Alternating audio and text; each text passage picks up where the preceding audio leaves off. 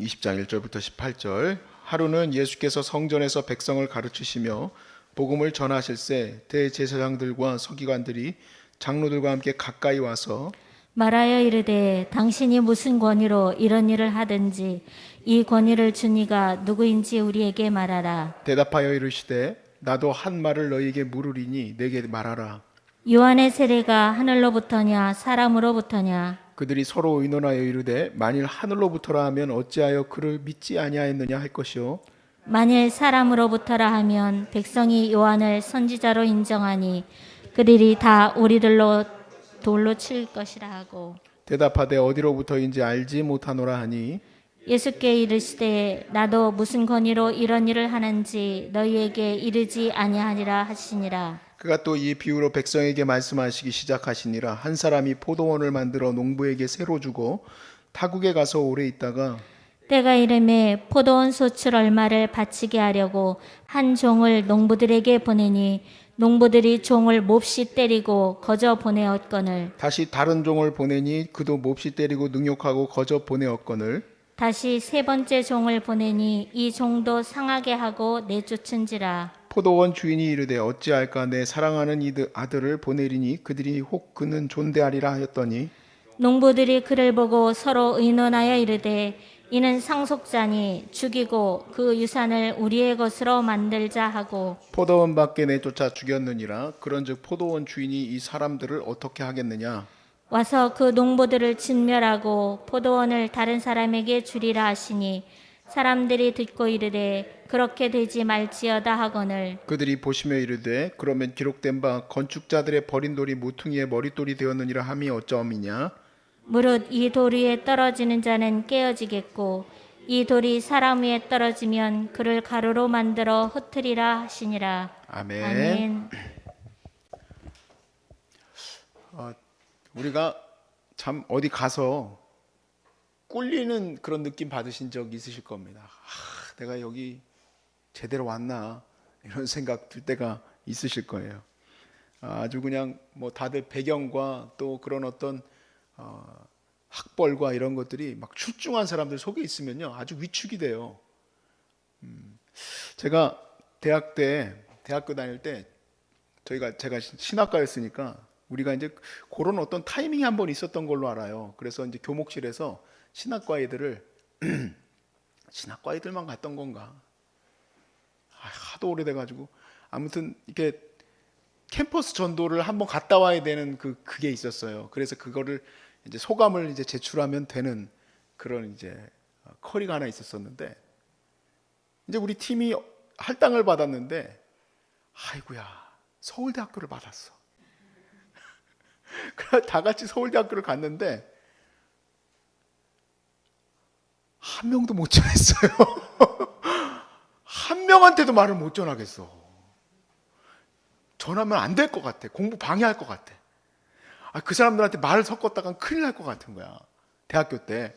그래가지고 저만 그런 게 아니고 우리 팀 애들이 다 한 명도 못 전하고 그냥 그래도 어떻게 점수 받으려면 전했다고 적어야지. 그래 적고 냈었어요. 그게 이제 대학교 때인데 제가 유학까지 마치고 처음 가게 된 교회가 해필 또 서울대 근처에 있는 교회야. 그러네 그때 맡았던 부서가 대학부예요. 어디 가야 돼요? 전도하러? 서울대 가야지. 근데요, 이 트라우마가 있어요. 목사가 돼서도 트라우마가 있어서 서울대를 못 가겠어. 그리고 어디를 갔느냐? 여러분 혹시 그거 아시는지 모르겠어요. 지역적으로 거기가 관악구고 제가 있었던 교회는 신림동이에요. 몰라도 괜찮아요. 아무튼 가까이 있어요. 가까이 있는데 가까이 있는 서울대는 못 가고 어디 갔느냐? 저기 숭실대학교까지 갔어. 어찌됐든 라인은 7호선으로 그 라인이에요. 그래서 숭실대까지 가가지고 숭실대를 왜 갔냐? 숭실대가 그 미션 스쿨이에요. 그래가지고 가면은 좀 잘 받아줄까 해가지고 거기 가가지고 캠퍼스 전도를 갔어요. 매주 갔어, 매주. 거긴 또 잘 전했어요. 우리가 전도할 때 이런 위축됨이 많이 있어요. 어떤 사람이 뭐 대단하다 뭐 이런 마음이 들 때도 있고 또 내가 함부로 전했다가는 덤탱이 쓸 것 같은 마음도 들기도 하고 그래요. 그래서 저는 우리가 이 삶을 통해서 끊임없이 이 복음을 듣고 복음을 전하고 하는 일들을 하면서 깨어져야 될 부분이 하나 있는데, 내가 어떤 권세로 이 복음을 전하느냐, 즉 너는 어떤 정체성을 갖고 있느냐를 말로가 아니라, 내 머리로가 아니라 내가 진짜 그걸 붙드는 그 과정이 필요하구나. 그게 한 평생을 통해서 이루어지는 것 같아요. 번데기가 마치 자기 정체성이 처음에는 그 막 뭐 벌레인 줄 알고 이렇게 다니다가 이소부화 같은 데 보면은 벌레인 줄 알았는데 갑자기 번데기가 됐다가 탁 날개를 피면서 뭐가 돼요? 나비가 되죠. 나방이 되면 좀 이상하잖아요. 나비가 돼가지고 날아다닌단 말이에요. 그런 어떤 그 탈퇴의 과정이 우리 안에 있어야 돼. 우리는 어떤 권세로 전합니까? 아들의 권세요. 아들 권세. 자녀의 권세. 하나님의 자녀예요. 하늘의 권세를 가지고 복음을 전하는 건데, 우리가 이제 그건 알고 있지만 막상 현장에 나가 보면은 이게 이제 힘들어요. 힘들어. 여러분, 하나님의 거룩한 자녀임을 믿으시기 바랍니다. 자, 이 권세에 대한 논쟁이 오늘 본문에서 우리만 받은 게 아니라 예수님께서 먼저 받으셨어요. 그래서 1절부터 2절에 보니까 이렇게 시작돼요. 하루는 예수께서 성전에서 백성에게 가르치시며 복음을 전하실 때 대제사장과 서기관들이 장로들과 함께 와서, 자 이제 뭡니까? 교회에서 그 예루살렘 성전으로 보면 끝판왕들이 다 모였어요. 한 명만 모이면 그것도 무서운데 대제사장보다 위에 있는 사람 없어요. 성전에서 제일 큰 사람은 제사장이에요. 제사장. 제일 큰 대제사장이 왔어. 담임 목사님 온 거예요. 근데 거기다 또 뭐 왔냐? 서기관도 왔어. 서기관은 뭐냐? 교수들이 온 거예요. 교수들. 거기다 또 누가 왔냐? 장로들이 왔어요. 예수님께 딱 와서 뭐라고 하는 거예요? 너 왜 이런 거 전하고 있어? 누가 그런 거 허락했어? 한마디로 말해서 누구든 얘기만 해봐. 다 뭡니까? 다 내 밑에 있는 거지. 다 내 밑에 있는 거예요. 그랬을 때 예수님이 정말 예수님은 어떻게 이렇게 놀라운 대답을 하시는지, 다른 대답을 이제 하시는데 아주 정말 허를 찌르는 대답이세요. 자, 우리가 본문에서 읽었지만 3절부터 8절 말씀에 보니까 세례 요한의 권세에 대해서 얘기를 하세요. 대답하여 이르시되 나도 한 말을 너에게 물으리니 내게 말하라. 요한의 세례가 하늘로부터냐 사람으로부터냐. 즉 예수님의 권세는 사람의 권세가 아니라 누구의 권세라는 걸 얘기하고 싶은 거냐면 하늘의 권세다. 그런데 거기다 대고 지금 바로 지금 방장에 지금 얘기하실 때 나 하늘 권세야, 아버지야 권세야, 그러면은 이게 못 알아듣고 또 이게 충돌이 일어나니까 예수님은 그들이 알아들을 수 있는 사람을 대서 얘기를 하세요. 바로 세례 요한이에요. 세례 요한은 그때 당시에 종교 주도권자들도 뜨거운 감자. 자기 말도 안 듣지만 그렇지만 사람들이 인정하는 사람, 하나님이 보낸 사람이라고 인정하는 사람이에요. 그러니까 이제 대답하기가 어려운 거죠. 그래서 그들이 서로 의논하여 이르되 만일 하늘로부터라면 왜 그를 믿지 않느냐 할 것이고, 만일 사람으로부터라면 백성이 요한을 선지자로 인정하니까 그들이 다 우리를 도로 칠 것이라 하고 대답하되 어디로부터인지 알지 못하노라 하니 예수님도 뭐라고 했냐? 나도 내가 누구의 권위로 얘기하는지 얘기하지 않겠다 라고 우문현답이죠. 정확하게 딱 얘기를 하셨어요. 자, 우리가 전하는 권세도 예수님의 권세와 같습니다. 우리가 찬양도 있잖아요. 예수님 권세, 예수님 권세. 예수님 권세, 누구 권세? 내 권세. 야, 그 찬양은 부르기도 쉬워. 예수님 권세, 내 권세야. 예수님의 권위가 누구 권위냐? 내 권위예요. 예수님은 누구냐? 하늘의 권세를 갖고 계셔요. 그 하늘의 권세를 주시면서 제자들에게 이렇게 얘기했어요. 너희는 지금부터 아버지와 아들과 성령의 이름을 가지고 온 유대와 사마리아와 땅끝까지 이르러 복음을 전해라. 왜? 하늘과 땅의 권세를 내게 주셨으니, 이 하늘과 땅의 권세를 너희에게 지금 주노니 너희가 이걸 가지고 땅끝까지 가서 전해라는 거예요. 말은 되게 멋있는데 이제 어디예요? 말은 되게 멋있어요. 일단 이론 수업은 100점. 오케이. 하늘의 권세, 내 권세, 권세, 내 권세 하고 나가보니까 어때요? 현장에 나가보니까 안 그래. 현장에 나가보니까 너무 위축되는 거예요. 위축돼. 큰 교회 앞에서도 위축되더라고. 목사로서 얼마나 위축되는지 몰라. 사람들 앞에 서면 위축돼. 이래서도 위축돼.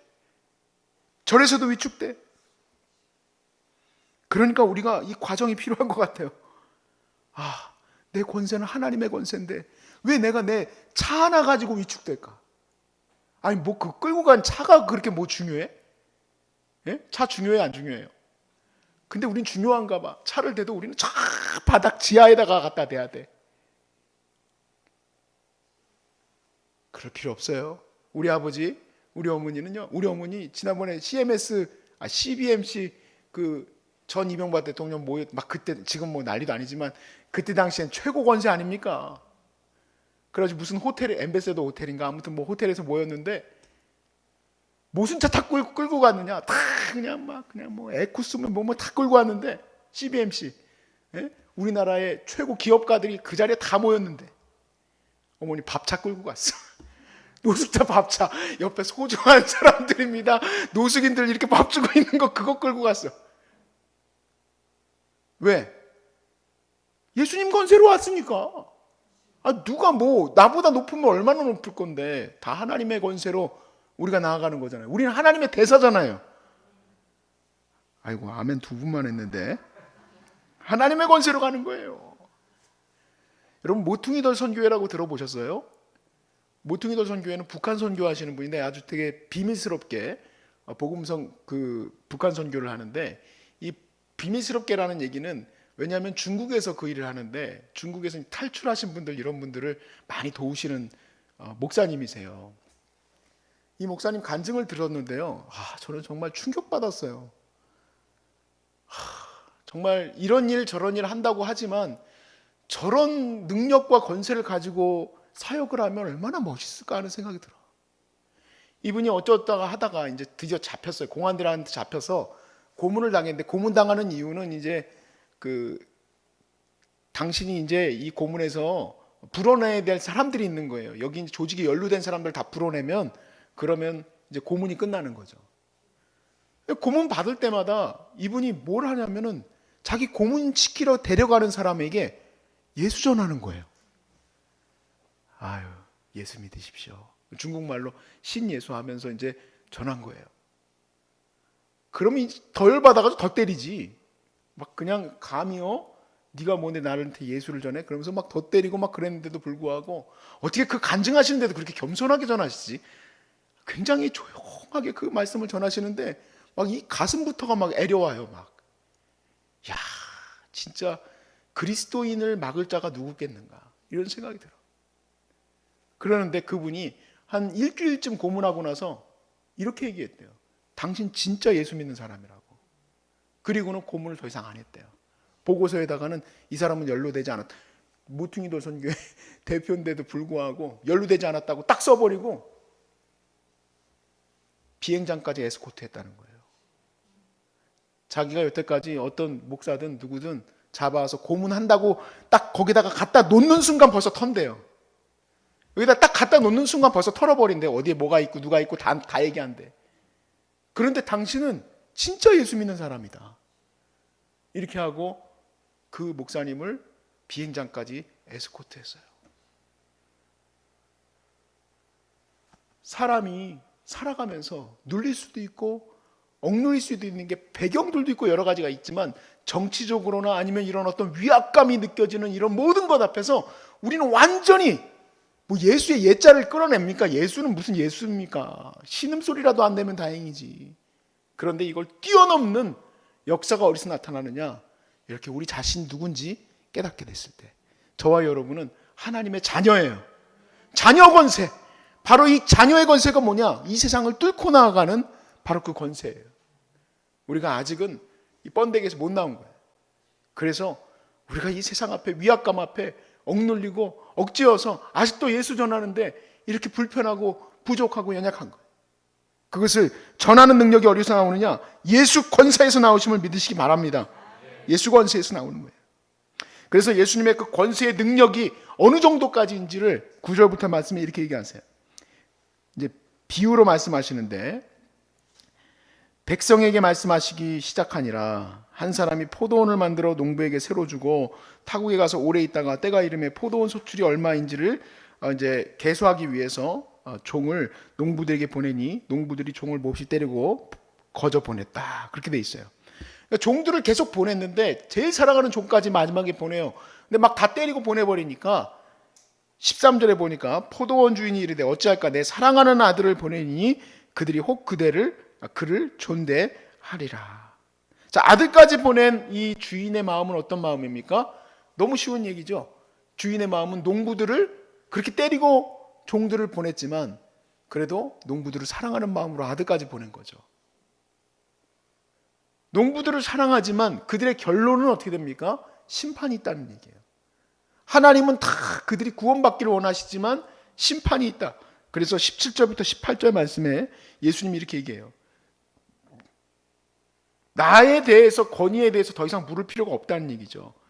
그들을 보시며 이르시되 그러면 기록된 바 건축자들의 버린 돌이 모퉁이 돌이 머릿돌이 되었다 하면 어찌이냐. 무릇 이 돌 위에 떨어지는 자는 깨어지겠고 이 돌이 사람 위에 떨어지면 그를 가루로 만들어 흩어버리겠다. 이렇게 말씀하시니까 19절 말씀, 내일 볼 말씀이지만 뭐라고 돼 있어요? 죽이려고 작정하는 거지. 즉시 잡아서 죽이려고 하지만 어떻게 될까요? 백성이 두려워서 못 잡았어. 점점 이제 주님의 십자가의 길로 이제 가까이 가고 있는데요. 예수님의 이 말을 듣고 예수가 하나님의 권세, 하나님의 자녀의 권세로 자기 자신을 지금 얘기하고 있다는 것을 제사장들이 바보도 아니고 못 알아듣겠습니까? 다 알아들었어요. 우리가 예수 그리스도의 복음을 전하는 데 있어서 우리는 확실히 하나님의 자녀의 권세로 나아가는 것입니다. 주님의 심판이 지금 다가오고 있고 주님의 거룩한 사랑이 함께 지금 붙들고 있는 거예요. 다 구원받기를 원하시는 하나님의 그 말씀을 붙들고 우리가 전하는 거예요. 저는 그런 생각이 들었어요. 어렸을 때부터 항상 그런 어떤 세상 이런 것들에 비교하여 내가 한없이 위축되어 있던 내가 어떻게 세상으로 나아갈 수 있을까?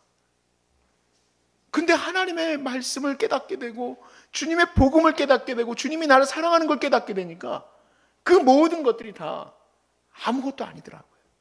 다시 나아갈 수 있는 힘이 생기는 거예요. 하나님이 우리에게 그걸 할 수 있도록 도우시더라고요. 그 일을 할 수 있도록 도우시더라고요. 그러니까 여러분, 우리가 여기에서 열심히 훈련되어지고 기도하고 나아가는 건 뭐냐? 다른 게 아닙니다. 우리가 다시 저 세상으로 나아가게 됐을 때 예전처럼 위축되어지는 것이 아니라 이 말씀을 붙들고 나아갈 수 있도록 여기서 온전히 훈련되어지는 거예요. 그 훈련은 뭐냐? 하나님이 나를 사랑하심을 확신하게 되는 거예요. 하나님 나를 사랑하는 것을 확신하지 못하고 내려가면 다시 올라와야 돼. 근데 그 잘못 말했다. 다시 올라오면 안 되지. 김진권 선생님 다시 올라왔어. 재발해가지고 다시 올라오면 안 돼요. 그게 아니라 무슨 말인지 아시죠? 잘못 교육받은 거. 하나님이 날 사랑하는 거예요. 그래서 하나님 사랑해서 칼이나 적신이나 높음이나 낮음이나 그 어떠한 피조물이라도 나를 하나님의 사랑에서 끊을 수 없습니다. 그 확실한 그 사랑, 아버지와 아들의 그 관계가 끊어지지 않으면 우리는 넉넉히 이길 수 있습니다. 할렐루야. 그 권세로 여러분 입술해 주셨음을 믿으시고 그 권세로 전하십시오. 뭐 안 듣네 니나 잘 믿어라 뭐 이렇게 얘기해도 주님의 복음을 전하세요. 그 안에서 능력이 나타나심을 믿으시기 바랍니다.